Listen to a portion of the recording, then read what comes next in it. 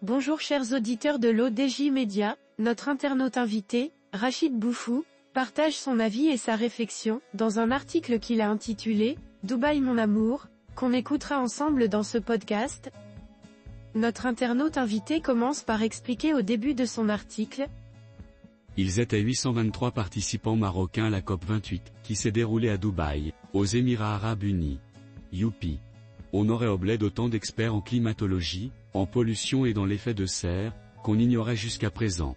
Ou est-ce que tout bonnement c'était l'occasion à 800 personnes d'aller faire du shopping et assister accessoirement à une ou deux conférences barbantes, et surtout incompressibles sur le climat?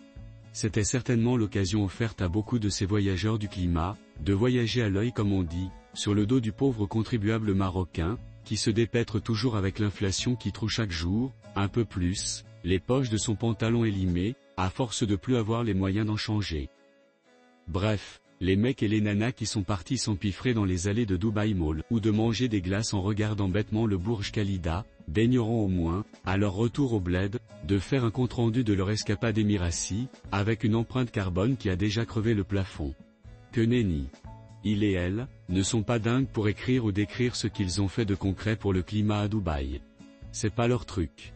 Quand j'ai vu que des vice-présidents de communes, qui n'ont jamais quitté le pays, étaient parmi les délégations représentant notre pays, je me suis dit que certainement nos élus locaux se préoccupent de l'effet de serre, faute d'organiser le ramassage des ordures au coin des rues chez nous. C'est le cas aussi de centaines de fonctionnaires de ministères et d'institutions, qui ne connaissent du climat que la minute météo à la télévision, mais qui sont pourtant partis à Dubaï, avec des accréditations en bonne et due forme débattre du meilleur moyen de lutter contre le réchauffement climatique. Notre architecte enrichit son discours de la manière suivante. Peut-être que c'était aussi l'occasion d'offrir des vacances à des édiles rabougris, usés et lassés de contenir la vague de contestation populaire, qui monte de partout et qui risque d'emporter tout le monde. On attend aussi la star ministérielle, Leila Ben Ali, pour qu'elle nous fasse un rapport circonstancié et public des résultats de ses pourparlers et rencontres dans ce péplum international, dont on sait d'avance qu'il ne sert pas à grand-chose, sauf peut-être à enduire de vaseline les discours creux des gouvernements face à la tragédie climatique mondiale. Déjà que la pauvre Ben Ali s'est emmêlé les phrases sur un plateau de télévision francophone, parlant d'orgasme au lieu d'organisme, ce qui a plombé tout son discours, fort intéressant par ailleurs, mais dont personne ne se souvient, hormis ce lapsus révélateur d'une ambiance empreinte de lubricité ambiante. Je pense que le gouvernement a décidé qu'il y a une forte délégation marocaine à ce sommet, vu que notre pays se positionne parmi les futurs producteurs d'énergie propre sous toutes ses formes.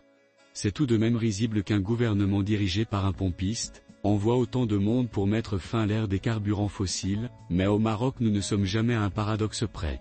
Nous adorons mélanger les genres, venant surtout d'un pays où la moitié de la population connaît ou a connu des problèmes psychiatriques ou psychologiques et qu'elle cohabite avec une moitié de gens sains, mais qui migrent doucement vers la schizophrénie. Il faut savoir qu'il y a eu plus de 97 000 personnes à la COP28, ce qui a créé un malaise. De 1999 à 2006, le nombre d'inscrits avait oscillé entre 4 et 10 000. Il avait bondi à 27 300 à Copenhague en 2009. Pour atteindre 34 000 participants à Paris en 2015. Cette surenchère en représentativité des États au sommet mondiaux sur le climat commence à poser de sérieux problèmes. Dernièrement, il y a eu des chercheurs qui ont calculé par exemple que le déplacement de chaque délégué américain à Dubaï par avion correspondait au quart de ce qu'un citoyen du même pays produisait comme empreinte carbone sur une année entière de déplacement en avion. À titre d'information, près de 23 500 personnes font partie des délégations nationales à Dubaï. Le Brésil, habitué aux délégations COP record, arrive en tête avec 1336 délégués. Environ 620 délégués sont enregistrés pour les Émirats Arabes Unis, 265 pour la France ou 158 pour les États-Unis.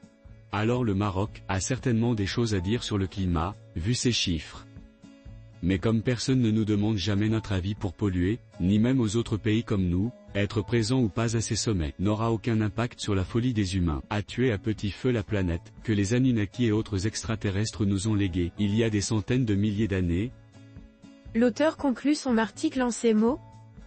À part la fontaine musicale, Burj Khalifa, Dubaï Mall et une plage chaude, il n'y a pas grand-chose à glander à Dubaï, une ville sortie du désert, hyper sophistiquée, mais dont la moitié des immeubles est vide, et où les gens passent quelques années pour gagner de l'argent foutre le camp d'une ville où on meurt de solitude, car trop artificielle et surtout un pays, les Émirats où le flicage est la règle et où n'existe aucun droit autre que celui de consommer et se barrer.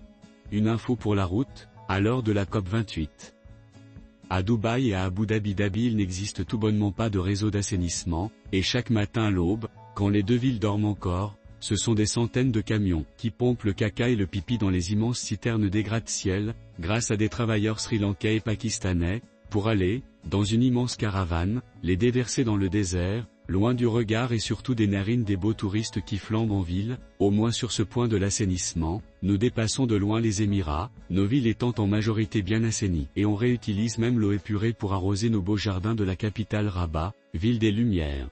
À chacun, sa façon de construire sa civilisation. Rédigé par Rachid Boufous. Merci d'avoir écouté ce podcast de l'ODJ Media. N'oubliez pas de vous inscrire sur notre newsletter quotidienne à partir du portail lodj.ma. Alors, on se dit au prochain podcast de nos internautes invités, et à très bientôt.